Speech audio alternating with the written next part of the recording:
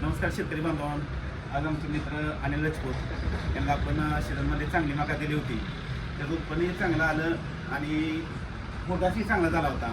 म्हणून या आवर्जून या ठिकाणी खरीप हंगामासाठी रिझल्ट आल्यामुळे रब्बी हंगामासाठी जी मका चालती ती मका न्यायसाठी या ठिकाणी आलेलं आहे.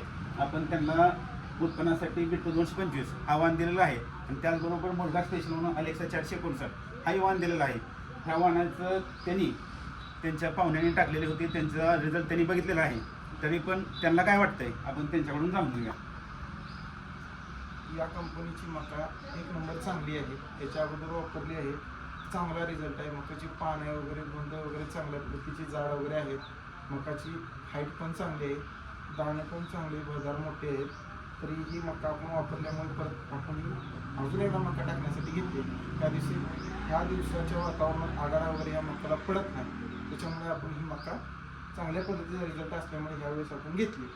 आणि मुरघास आपण चांगल्या पद्धतीने बनवतो, त्यामुळे मुरघास स्पेशल म्हणून हे आपण चांगल्या पद्धतीने याचा रिझल्ट आहे या मक्याला. शेतकरी बांधवांनो, जर आपल्याला मुरघास हे जर ध्येय असेल तर आपण अलेक्सा 459 हा वाण निश्चितपणे केला पाहिजे. कारण ह्याची उंची साधारणपणे 9 फुटापर्यंत उंची जाते आणि कमी दिवसामध्ये निघणारा हा वाण आहे. जमिनीचा पोत जर आपला मध्यम असेल तरी हा वाण चालतो.